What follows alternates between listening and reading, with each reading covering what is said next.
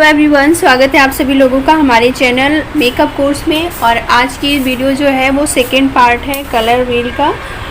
First में हमने बताया था प्रथम श्रेणी के कलर यानी प्राइमरी कलर, और सेकेंड में ये था सेकेंड ये है कलर में द्वितीय श्रेणी के कलर में सेकेंडरी कलर, और तीसरी श्रेणी के कलर टर्सरी कलर। उसके बाद जो है हम यहाँ तक आपको क्लियर किया था कि ये कलर अपने आप मिलते हैं और ये कलर बनाए जाते हैं इस कलर से ये कलर बनते हैं। तो यहाँ तक आपको क्लियर था।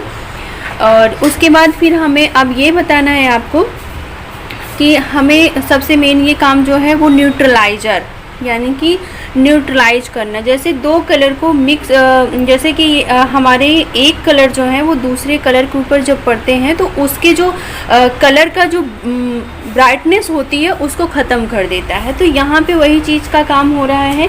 जैसे कि अब यहाँ पे ऑरेंज है और ग्रीन है, तो अगर ऑरेंज पर्पल के ब्लू के ऑरेंज है और ये ब्लू है, ठीक है।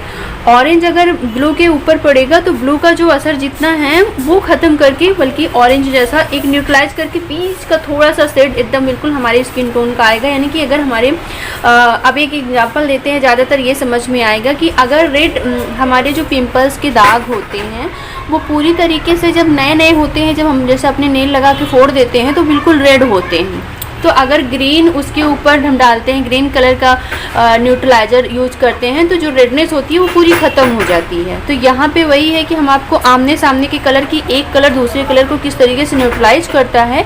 तो ये वो कलर है। ग्रीन कलर रेड कलर को न्यूट्रलाइज कर देता है, और ऑरेंज का येलो कलर जो है वो उसको पर्पल को न्यूट्रलाइज कर देता है, और ऑरेंज कलर जो है वो ब्लू को न्यूट्रलाइज कर देता है। इस तरीके से एक दूसरे को काट रहे हैं। इनके ऊपर डालोगे तो उनके असर को कम कर देगा, उनके ऊपर डालोगे तो उनके असर को कम कर देता है। तो इस तरीके से ये काम करता है, कुछ न्यूट्रलाइजर होता है। तो ये एक दूसरे के ऊपर, अगर जैसे कि हमारी स्किन पे डार्क सर्कल होते हैं और डार्क स्पॉट्स होते हैं तो उनको हम ऑरेंज कलर्स के लगाने के बाद उसको कट करते हैं, क्योंकि उसमें पर्पल का थोड़ा सा मिक्सिंग होता है, ब्लू का थोड़ा सा मिक्स होता है। ब्लू और जो है ये कह सकते हैं पर्पल, इन सभी चीज़ों का थोड़ा सा मिक्स करके बीच का जो टोन आता है उसको हम ऑरेंज कलर से ख़त्म करते हैं। तो इस तरीके से ये कलर करेक्टर काम करता है। कलर व्हील जो इसमें एक दूसरे को जो कलर काटता है वो चीज़ आपको पता होनी चाहिए। तो उसका जो मैं स्क्रीन है वो साइड में लगा दूंगी आप लोगों को, तो आप लोग उसको देख लीजिएगा, ठीक है। और याद रखना है आपको। उसके बाद ये अलग अलग श्रेणी के कलर यानी कि प्रथम सेकेंड इस तरीके से इसमें आए हुए हैं, ओके। अब हमारा काम आता है, यहाँ पे आपको दिख रहा होगा गर्म कलर और ठंडे कलर।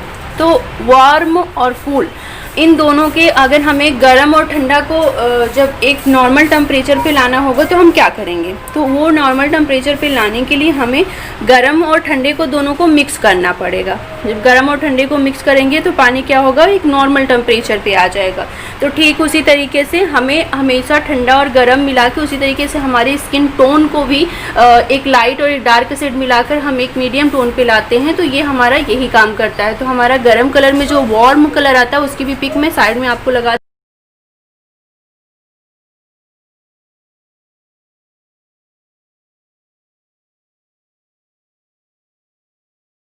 देखिए। यहाँ पे हमारे चैनल पर सभी लोग देखते हैं, तो कोशिश ये रहती है कि बहुत सरल तरीके से समझाऊं, क्योंकि अभी काफ़ी हद तक कुछ चीज़ें इसमें आपको छूटेंगी, पर वो मैं थ्योरी में कंप्लीट करूँगी। वो भी जो छूटेगा वो जब मेकअप करूँगी तो कंप्लीट करूँगी। तो तीनों में जाके आपको ये चीज़ समझ में आएगा। अभी अंडरटोन जो हमारी स्किन का होता है, जैसे कि हमारी फर्स्ट लेयर जो होती है एपिडर्मिस, उसके नीचे का जो टोन होता है वो भी हमारी इसके ऊपर डिपेंड करता है। तो अभी उसको नहीं बताऊंगी कि बहुत ज़्यादा हो जाएगा। उसको मैं इसके चैप्टर में पूरा कंप्लीट करने के बाद फिर मैं उसको बताऊंगी। अंडर टोन हमारी हर स्किन का अलग अलग होता है। इंडियन टोन का जो होता है वो येलो अंडर टोन होता है। तो इसको किस तरीके से पहचाने तो हम आगे उसको बताएंगे। तो अभी मैं ये बात कर रही थी वार्म और कूल, इन दोनों को जब मिक्स करेंगे तब जाके हमारा एक मीडियम और जो पानी और ठंडा और गर्म का जो एक कॉम्बिनेशन है उसको मीडियम टोन पे, हमें किसी चीज़ को मीडियम पे लाना है तो हम उसको मिक्स करेंगे तब वो आएगा। तो इसी तरीके से ठीक हमारी स्किन के भी होता है। अगर कोई चीज़ को अगर हमें उसको न्यूट्रलाइज कर देना है या उसको मिक्स एंड मैच करना है तो वो हमारे इसी तरीके से काम करता है, ओके। तो फिर उसके बाद आता है एक शेड, एक रंगीन शेड। तो अगर हमें एक रंगीन शेड चाहिए तो हमें जैसे कि अगर हम रंगीन में ये आता है डार्क और लाइट का, अगर हम ब्राउन कलर को इसमें मिक्स करेंगे तो इस तरीके से हमारा, अगर ज़्यादा ब्राउन को इसको मिक्स करेंगे तो हम देख रहे हैं इतने शेड्स हमें मिल रहे हैं। अगर हम बहुत थोड़ा सा क्वांटिटी में मिक्स करते हैं, थोड़ी मात्रा में, तो हमें ये कलर मिलेगा।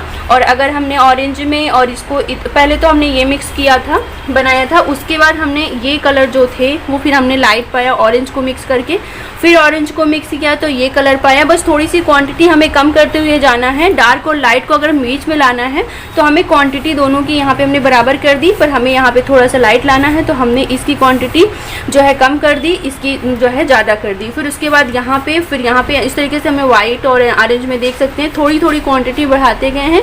डार्क अगर हम बढ़ाएंगे तो आपको डार्क मिलेगा, अगर हम घटाएंगे तो आपको लाइट मिलेगा। ठीक है, तो ये चीज़ जो है ये शेड होते हैं हमारे, तो ये भी बनाए जाते हैं। तो यहाँ तक आपने समझ लिया। अब मेन चीज़ पर चलते हैं, neutraliser, colour correction, colour cutting, ये तीनों चीज़ें एक ही चीज़ें होती हैं, वो उसको समझाना आप लोगों को ज़्यादा ज़रूरी था। अब यहाँ पे ये है कि जैसे हमने कहा ना कि हमारे प्रॉब्लम्स को कलर जो हैं वो काफ़ी हद तक हटाते हैं। जो कलर करेक्टर्स होते हैं वो हमारी स्किन में जितनी प्रॉब्लम होती हैं उनको हर कलर के अलग अलग काम होते हैं।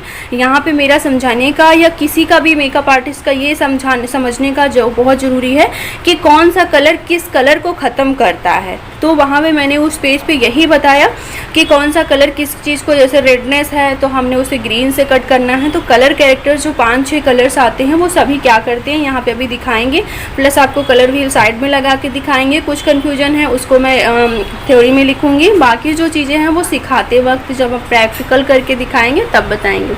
तो चलिए अभी यहाँ पे न्यूट्रलाइजर, ठीक है, न्यूट्रलाइजर, कलर करेक्शन और कलर कटिंग, ये बोल सकते हैं ये तीनों चीज़ें, कलर कैरेक्टर्स सभी एक ही चीज़ें हैं।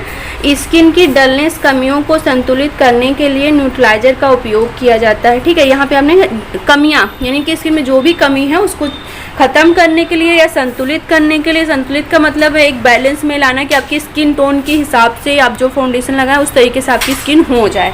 ठीक है, उसके बाद है लिक्विड न्यूट्रलाइजर, 2 फॉर्म में मिलता है, यानी 2 उसका जो देखने का वो प्रोडक्ट जो होता है वो 2 तरीके से होते हैं। एक लिक्विड न्यूट्रलाइजर होता है, एक पाउडर न्यूट्रलाइजर। तो अभी उपर्युक्त दोनों न्यूट्रलाइजर ग्रीन, मतलब उपर्युक्त दोनों न्यूट्रलाइजर ग्रीन यानी हरा, ऑरेंज यानी नारंगी, और वाइट, सफ़ेद, पिंक, गुलाबी इत्यादि अलग अलग शेड में आते हैं। ग्रीन अथवा डार्क ब्लू, ठीक है, ग्रीन अथवा डार्क ब्लू न्यूट्रलाइजर से स्किन की लालिमा दूर की जा सकती है।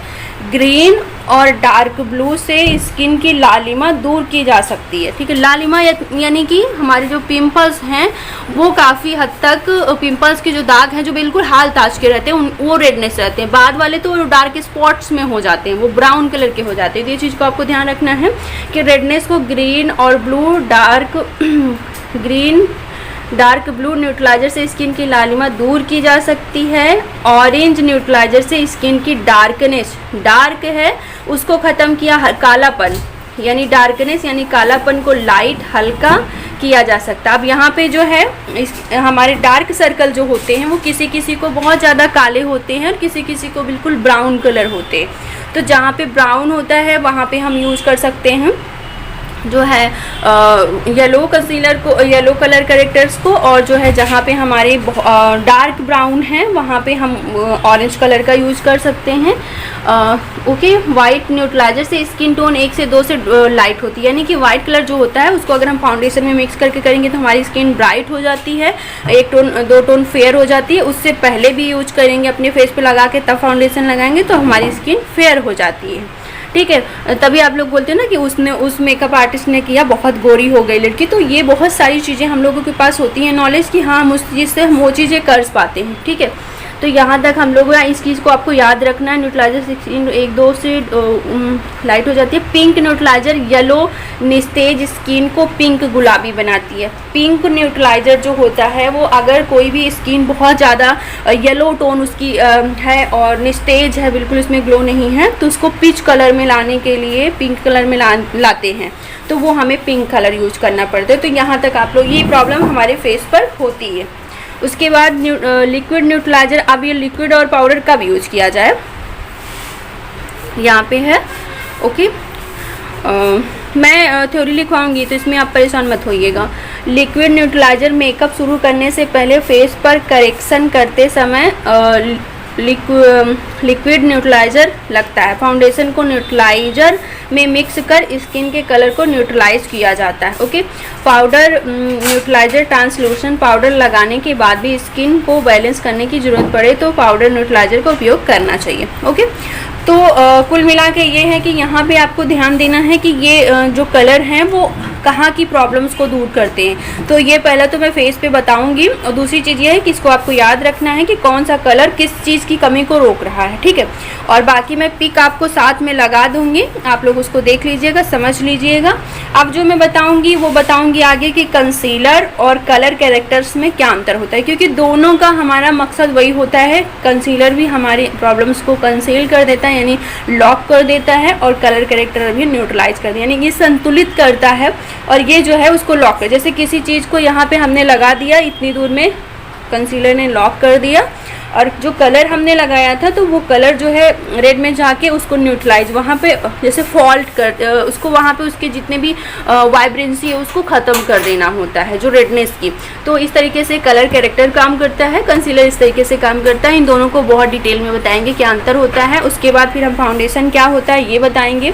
उसके बाद ट्रांसलूसेंट पाउडर क्या है, इन सभी आप प्रोडक्ट के बारे में आगे नॉलेज देने वाले हूँ आपको। तो इस वीडियो को अच्छी लगी हो तो लाइक कर दीजिएगा, और बाकी अगर कोई भी प्रॉब्लम समझ में नहीं आ रहा हो तो कमेंट करके पूछ लीजिएगा।